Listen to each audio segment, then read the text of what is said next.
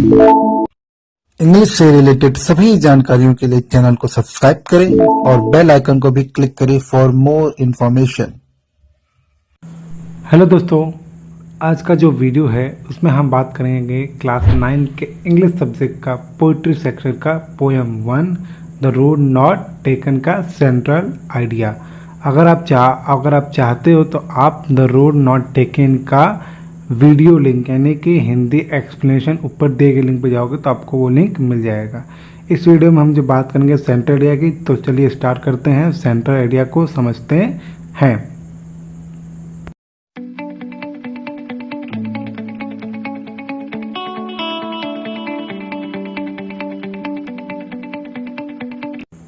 तो दोस्तों ये है central idea of the poem यानी कि द रोड नॉट टेकन का सेंट्रल आइडिया। इसका हिंदी भी आपके सामने आपको दिख रहा है, तो पहले इंग्लिश समझाने की कोशिश करेंगे फिर हिंदी। लिखा है, एक एक वर्ड समझते हैं ताकि एग्जैक्ट आपको पूरा मतलब समझ में आ जाए। The central idea of the poem the road not taken. देखिए द रोड नॉट टेकन को आप इस तरह, ये देखिए लगा है ना डबल कॉमा, इसको बोलते डबल इन्वर्टेड कॉमा, वो जरूर लगाएं। किसी भी चैप्टर का नाम या किसी भी पोएम का नाम अगर आप लिखते हो तो प्लीज़ ये डबल कोट या इसको हम इन्वर्टेड कॉमा या सिंपल डबल रेस कॉमा बोलते हैं। तो आप इस तरह करें तो आपको बहुत फ़ायदा होगा। ठीक है, मैं इसको थोड़ा नॉर्मल कर दे रहा हूँ। हाँ ठीक है, ताकि आपको साफ साफ दिखे भी और फ़ायदा भी हो। आप चाहो तो आप ये पेज आप चाहो तो इसको डाउनलोड कर सकते हो। नीचे वीडियो की डिटेल में मैंने लिंक दिया है, वहाँ जाइए, वहाँ पे आपको लिंक खुलेगा, फिर आप लिंक को डाउनलोड कर सकते हो। लिखा है the central idea of the poem the road not taken compose by Robert Frost. मतलब रॉबर्ट फ्रॉस्ट ने इसको कंपोज किया है। जो पोएम होता है वो हमेशा कंपोज होता है। क्या होता है? वो हमेशा कंपोज होता है, वो कभी रिटन नहीं लिखते हैं उसको। तो ये कंपोज है बाय रॉबर्ट फ्रॉस्ट द्वारा। फिर क्या लिखा है? Is that. फिर समझते हैं the central idea of the poem the road not taken compose by Robert Frost. ये जो सेंट्रल आइडिया है जो लिया गया है द रोड नॉट टेकन से, उसको कंपोज किया, उसको रचना किया, उसको रचित किया, एक तरीके से रचयिता हैं रॉबर्ट फ्रॉस्ट। अब क्या लिखा है? Is that one day. ये जो कंपोज हुआ वो क्या है? आगे लिखा हुआ है इज दैट, वह यह है कि वन डे एक सुबह इन अ येलो वुड। देखिए येलो वुड, अगर आपने स्टोरी पढ़ी होगी, आपने ये पोएम पढ़ा होगा तो आपको पता होगा येलो वुड कहने का मतलब है वो जो पतझड़ वाला जंगल है। ठीक है, येलो मतलब यहाँ पत्तों का आ गया है, पीले पत्तों को, और वुड मतलब जंगल। तो लिखा है वन मॉर्निंग, एक सुबह इन अ येलो वुड, एक सुबह जंगल में, है ना, पीले जंगल में अर्थात पतझड़ वाले जंगल में। The poet found himself in a dilemma. Dilemma मतलब था दुविधा। तो पोएट जो है वो अपने आप को पाते हैं दुविधा में। किस में पाते हैं? दुविधा में। As he had a road divided in two in the front of him. फिर समझते हैं क्या लिखा है? दैट वन मॉर्निंग, एक सुबह इन अ येलो वुड, एक मतलब रास्ते जा रहे होते हैं जंगल में, तो पतझड़ वाले जंगल में जा रहे होते हैं एक सुबह। The poet found himself, poet अपने आप को पाते हैं इन अ डायलमा, एक दुविधा में पाते हैं। As he had a road, जैसा कि उनके पास मतलब जैसे उनके जा रहे थे वहाँ वो एक रोड से जा रहे थे। Divided in two in the front of him, वो उनके सामने दो भाग में डिवाइड हो गया था। कौन? वो जो रोड था वो दो भाग में आगे जाके डिवाइड हो गया था, जिस रोड से वो जंगल की तरफ से जा रहे थे। ठीक है, तो एक सुबह की कहानी यही है। पहले की दो लाइन का मतलब यही है, ठीक है, कि वह जो पोएट हैं वो सुबह सुबह एक पतझड़ वाले जंगल से जा रहे हैं। द पोएट फाउंड हिमसेल्फ, तब पोएट को अपने आप जब वो जा रहे होते तभी उनको एक दुविधा पैदा होती है, एक डायलमा होता है। वो डायलमा क्या होता है कि वो जो जिस रोड से जा रहे होते हैं वो डिवाइड है। डिवाइड मतलब होता है नॉर्मली बंटवारा। तो वो बटा है दो भाग में, दो मतलब दो अलग रास्ता जाता हुआ दिख रहा है एक रास्ते से। ठीक है, जो उनके सामने वो दोनों रास्ते जा रहे हैं। ठीक, फिर तीसरी लाइन लिखा है at length he chose the road. At length मतलब यहाँ समय की बात है, काफ़ी समय सोचने की बात। लेंथ होता है, लेंथ मतलब होता है नॉर्मली आप किस चीज़ की लेंथ की बात करते हो, मतलब दूरी की बात करते हो, यहाँ मतलब है समय। एट लेंथ मतलब कुछ समय बाद। ही चूज, उन्होंने चूज़ किया, चूज़ का सेकेंड फॉर्म है चूज, उन्होंने चूज़ किया, उन्होंने एक तरीके से चुना। The road that was less walked, उस रोड को, उस सड़क को उन्होंने चुना जो कम चला हुआ था, यानी कम उस रोड पे कम लोग चले हुए थे।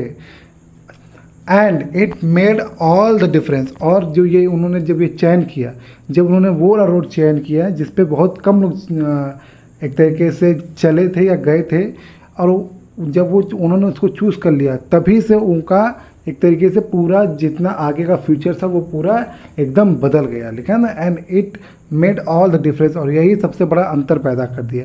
यानी कि वो जिस मतलब जंगल की तरफ जा रहे थे, तो फिर उनको दो रोड मिलता है, तो वो वाला रोड चूज़ करते हैं जिस पे कम लोग यात्रा कर किए होते हैं। तो वह वहाँ से जब वो जाते हैं तब वो लिख रहे हैं and it made all the difference, और जब उन्होंने वो चूज़ किया, जब वो उधर गए, तभी पूरा मतलब उनके जो भविष्य, उनका जो आगे वाला भविष्य था वो पूरा एक तरीके से उस पूरा परिवर्तित हो गया, पूरा बदल गया। ठीक है, और उसने पूरा डिफरेंस, पूरा अंतर बना दिया।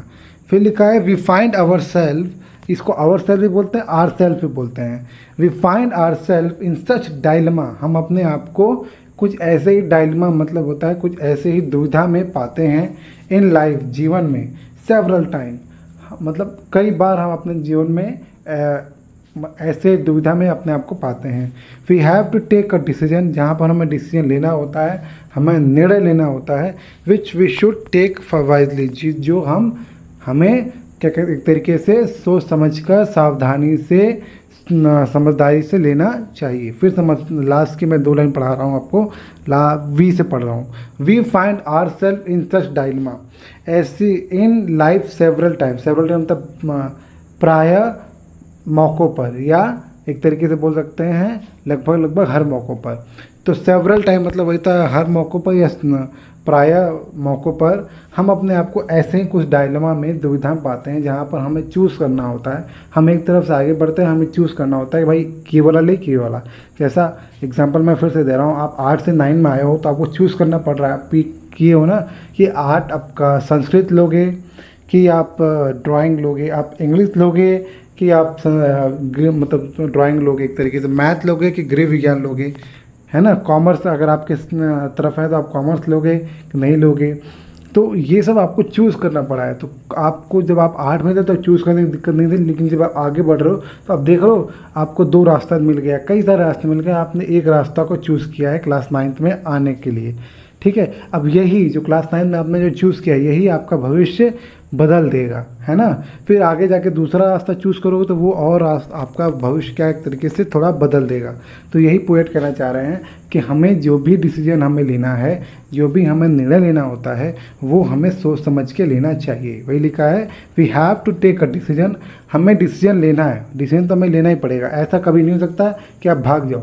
कभी भी किसी को कॉपी मत करना कि वो ऐसा कर रहा है तो मैं भी ऐसा करूँ, कभी मत करना, ठीक है, फंस जाओगे।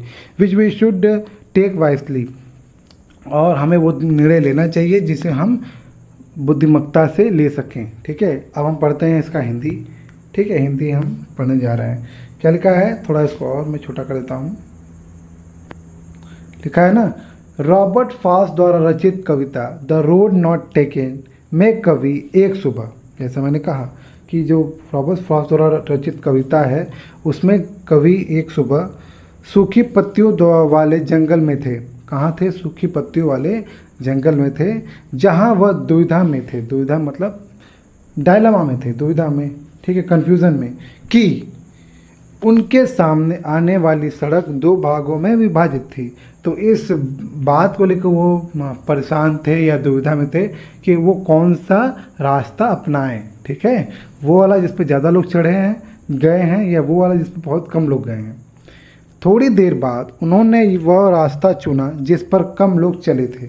थोड़ी देर बाद मतलब थोड़ा सोचने के बाद, थोड़ा समझने के बाद उन्होंने वो रास्ता चूज़ किया, वो रास्ता उन्होंने अपनाया जिस पर कम लोग चले थे, और इसी ने पूरा अंतर बना दिया।